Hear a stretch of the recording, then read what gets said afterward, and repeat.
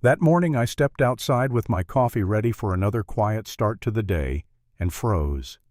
My McLaren, my pride and joy, my dream car was sitting in the driveway looking like it had survived a riot. The windshield was shattered, the paint stripped down to the metal, the tires slashed, and the hood dented in like someone had gone to war with it. For a second I thought maybe I was still asleep. Maybe this was a nightmare. But then I saw the note taped to what was left of the window.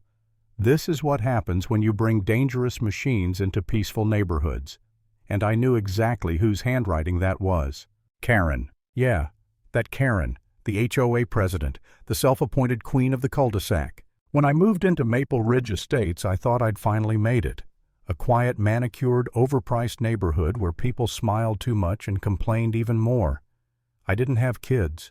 I didn't throw parties. I worked from home, paid my dues, and kept to myself. My only vice, a matte black McLaren, my therapy, my escape, my one piece of art in a world of beige minivans. It was fast, sure, but I respected the rules. I never hit more than 20 miles an hour within the gates. I parked neatly, never blocked driveways. The car didn't even make noise. But to Karen, that car was an abomination against community values. The first sign of trouble came 2 weeks after I moved in.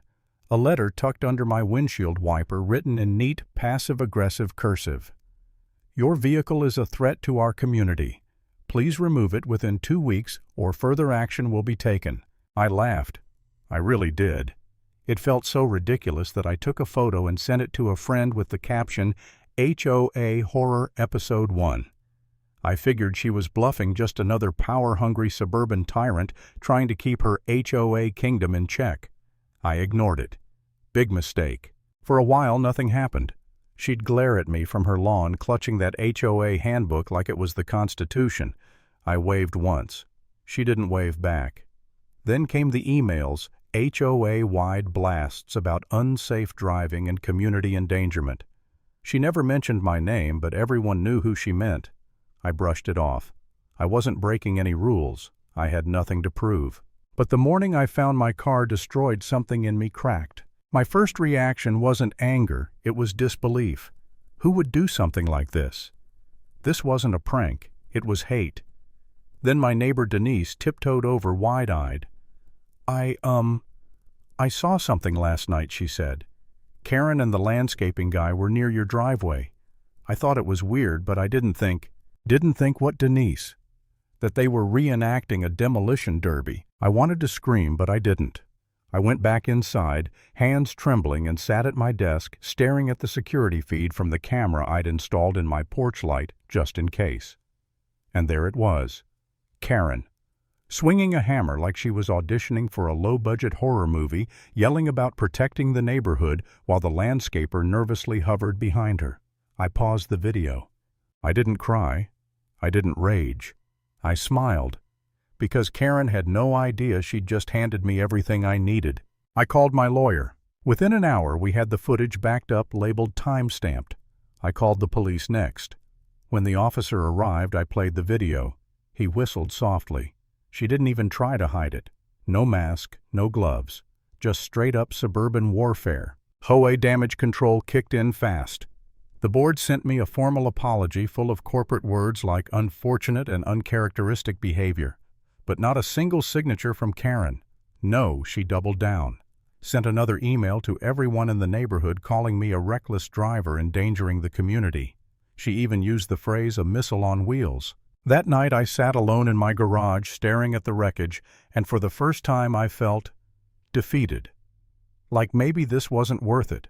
Maybe I should just file an insurance claim, take the loss move somewhere else where people mind their own business. I mean, what was I fighting for? A car, a principal, a neighborhood that clearly didn't want me. But then I looked at the note again. This is what happens when you bring dangerous machines into peaceful neighborhoods. And something inside me flipped. No, you don't get to destroy what's mine and call it peace. You don't get to rewrite the rules because you don't like the reflection in someone else's success. So I fought back. I gathered everything: footage, timestamps, witness statements, even the HOA rulebook that didn't mention a single thing about car types. I printed it, highlighted it, and sent it to the entire board with the subject line: Karen's favorite fictional rules annotated edition. Petty maybe, but satisfying absolutely. By the time we got to court, I was ready. Karen walked in with the same smugness she wore at HOA meetings, holding a clipboard like she was about to lead a bake sale, not a legal defense.